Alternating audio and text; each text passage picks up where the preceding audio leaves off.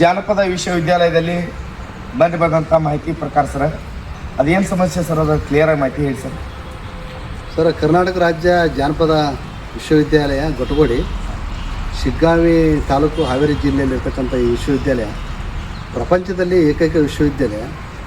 ಆದರೆ ಇದು 2011ರಿಂದ ಪ್ರಾರಂಭ ಆಗಿ ಇಲ್ಲಿವರೆಗೂ ಸಹಿತ ಒಂದಲ್ಲ ಒಂದು ಅನಾನುಕೂಲಗಳ ರೀತಿ ಒಳಗೆ ಇದು ನಡ್ಕೊಂಡು ಬಂದ್ಬಿಟ್ಟದೆ. ಯಾಕಂದರೆ ಅಲ್ಲಿರ್ತಕ್ಕಂಥ ಅಧಿಕಾರಿಗಳ ಬೇಜವಾಬ್ದಾರಿತನದಿಂದ ಆ ವಿಶ್ವವಿದ್ಯಾಲಯ ಕುಂಠಿತಗೊಂಡೈತಿ. ಈಗಾಗಲೇ ಅಲ್ಲಿ ಅದನ್ನು ಒಂದು ಆಶಯ ಕನಸಾಗಿ ಒಂದು ಇಡೀ ಒಂದು 4 ದಶಕಗಳ ಹಿಂದಿನ ಸಹಿತ ಒಂದು ವಿಶ್ವವಿದ್ಯಾಲಯ ಆಗ್ಬೇಕಂತೇಳಿ ಮಾಡಿದ್ದು. ಅದು ಪ್ರಪಂಚದಲ್ಲಿ ಏಕೈಕ ವಿಶ್ವವಿದ್ಯಾಲಯ. ಈಗಿರ್ತಕ್ಕಂಥ ಮಾನ್ಯ ಏನು TM ಭಾಸ್ಕರ್ ಅವರಲ್ಲ ಕುಲಪತಿಗಳು, ಅವರ ಬೇಜವಾಬ್ದಾರಿತನ, ಅವರಿಗೆ ಭಾಷೆಯ ಬಗ್ಗೆ ಹಿಡಿತಲ್ಲದ್ದು, ಜಾನಪದದ ಬಗ್ಗೆ ಆಳ ಅಗಲ ಅದರ ಉದ್ದ ಅಲ್ಲಿರ್ತಕ್ಕಂಥ ಜ್ಞಾನ ಇಲ್ಲದೇ ಇರತಕ್ಕಂಥ ಈ ಸಂದರ್ಭದಲ್ಲಿ ಇದು ಈ ಒಂದು ಸ್ಥಿತಿ ಆಗಲಿಕ್ಕೆ ಈ ರೀತಿ ಕಾರಣ. ಹಾಗೆ ಇನ್ನೊಂದು ಮುಂದುವರೆದ ಭಾಗ ಹೇಳೋದಾಗಿತ್ತಂದರೆ CT ಗುರುಪ್ರಸಾದ್ ಅವರು ಕುಲಸಚಿವರು, ಕರ್ನಾಟಕ ಜಾನಪದ ವಿಶ್ವವಿದ್ಯಾಲಯದ ಕುಲಸಚಿವರಾಗಿ 4 ವರ್ಷ ಆಯಿತು. ಆದರೆ 2023ರಲ್ಲಿ ಏನು ಮೇ ತಿಂಗಳಲ್ಲಿ ಅಕ್ರಮ ನೇಮಕಾತಿ ಆಗೈತಲ್ಲ, ಅದರ ಪಾಲುದಾರಿಯವರು, ಅದರ ಪೂರ ರೂವಾರಿ ಮಾನ್ಯ ಕುಲಪತಿಗಳು ಮತ್ತು ಕುಲಸಚಿವರು ಇವರು ಅದರದ್ದು ಏನೋ ಆ ಒಂದು ಪಾಲುದಾರಿಕೆಯಲ್ಲಿ ಇವರು ಭಾಗಿಯಾಗಿರ್ತಕ್ಕಂಥ. ಯಾಕೆ ಅಕ್ರಮ ನೇಮಕಾತಿ ಇದೆ. ಹಾಗಾಗಿ ಅವರನ್ನು ಮೊದಲು ಬಂಧಿಸಬೇಕು, ಅವ್ರ ಮೇಲೆ ಕ್ರಮ ತಗೋಬೇಕು, ಮತ್ತು ಆ ವಿಶ್ವವಿದ್ಯಾಲಯನ ಉಳಿಸ್ಬೇಕು ಅಂತಂದೇಳಿ ಜನಸಾಮಾನ್ಯರಾಗಿರ್ಬೋದು ಎಲ್ಲರೂ ಸಹಿತ ಜನಪ್ರತಿನಿಧಿಗಳಿಗೆ ಎಲ್ಲ ಸರ್ಕಾರದವ್ರಿಗೆ ವಿನಂತಿ ಮಾಡ್ಕೊಳ್ಳೋ ಸಹಿತ ಯಾಕೋ ಸರ್ಕಾರಗಳು ಕಣ್ಣು ತೆರೀತಲ್ಲ. ಮುಂದೆ ಏನಾದರೂ ಅನಾಹುತಗಳಾದಾಗ, ಏನಾದರೂ ಅನಾನುಕೂಲ ಆದಾಗ ಆಗ ಕಣ್ಣು ತೆರಿಬೋದು.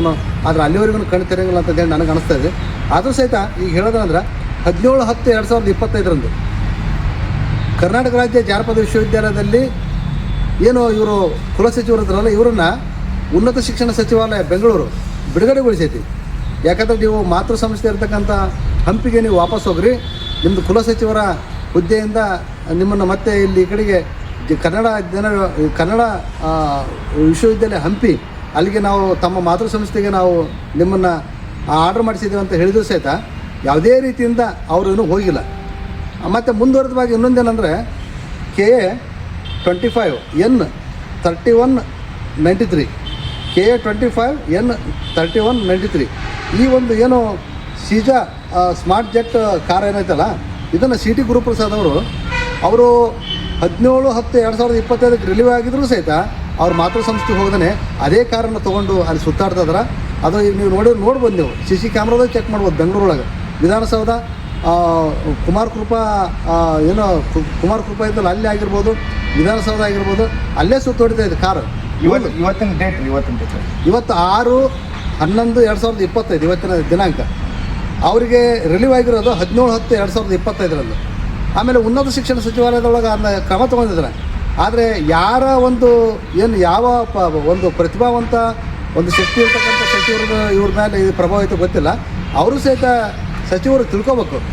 ನಮಗೆ ತಿಳಿದು ಬಂದಂಗೆ HK ಪಾಟೀಲ್ರವರ ಪ್ರಭಾವ ಐತಿ, HK ಪಾಟೀಲ್ರು ಇವರಿಗೆ ಅನುಕೂಲ ಮಾಡಿಕೊಡ್ತಾರೆ. HK ಪಾಟೀಲ್ರಿಗೆ ನಾವು ಇದ್ರ ಮುಖಾಂತರ ಹೇಳೋದೇನೆಂದರೆ, ಮಾನ್ಯ HK ಪಾಟೀಲ್ರು ಸುಸಜ್ಜಿತವಾಗಿರ್ತಕ್ಕಂಥವ್ರು ಒಳ್ಳೆ ರಾಜಕಾರಣಿ ಅಂತ ನಮಗೆ ಖುಷಿ ಇದೆ. ಆದರೆ ಅವ್ರಿಗೆ ಮಾಹಿತಿಯನ್ನು ತಪ್ಪು ಮಾಹಿತಿಯನ್ನು ನೀಡಿ ಇವರು ಕೆಲಸ ಕಾರ್ಯಗಳನ್ನು ಮಾಡ್ಕೊತಾರೆ. ಇದೊಂದು ದೊಡ್ಡ ತಪ್ಪು ಅಂತಂದೇಳಿ ಈ ಸಂದರ್ಭದಲ್ಲಿ ನಾನು ಆಗ್ರಹಿಸ್ತಾ ಇದ್ದೀನಿ. ಹಾಗಾಗಿ ಅದು ಸರ್ಕಾರಿ ವಾಹನ, ಅದು ವಿಶ್ವವಿದ್ಯಾಲಯದ ಅಭಿವೃದ್ಧಿಯತ್ತ ಇರಬೇಕಾಗಿರ್ತಕ್ಕಂಥ ವಾಹನ. ಇವರು ದುರ್ಬಳಕೆ ಮಾಡ್ಕೊಂಡಿರ್ಬೇಕು, ಇವ್ರ ಬಗ್ಗೆ ಕ್ರಮ ತೊಗೋಬೇಕು ಮತ್ತು ಇವ್ರನ್ನ ಅಮಾನತಿನಲ್ಲಿ ಇಡಬೇಕು. ಅಲ್ಲಿನೂ ಸಹಿತ ಅವ್ರನ್ನ ಏನು ಜಾಯಿನ್ ಮಾಡ್ಕೋಬಾರ್ದು, ಇಲ್ಲಿನೂ ಸಹಿತ ಜಾಯಿನ್ ಮಾಡ್ಕೋಬಾರ್ದು. ಇವ್ರನ್ನ ಅಮಾನತಿನಲ್ಲಿ ಇಡಬೇಕು. ಇವರನ್ನ ಯಾವುದೇ ರೀತಿಯಿಂದ ಹುದ್ದೆಯನ್ನು ಮುಂದುವರಿಸಬಾರ್ದು ಅವರು ಅಂತೇಳಿ ಈ ಸಂದರ್ಭ ನಾನು ಆಗ್ರಹಿಸ್ತಾ ಇದ್ದೇನೆ. ನಮ್ಮ ಹೆಸರು ಸರ್ ಡಾಕ್ಟರ್ ಶಿವಸೋಮಣ್ಣ ನಿಟ್ಟೂರು, ಕರ್ನಾಟಕ ರಾಜ್ಯ ಜಾನಪದ ಸ್ನಾತಕೋತ್ತರ ಹಾಗೂ ಸಂಶೋಧಕರ ಒಕ್ಕೂಟದ ರಾಜ್ಯಾಧ್ಯಕ್ಷರು, ಬೆಂಗಳೂರು, ಧಾರವಾಡ.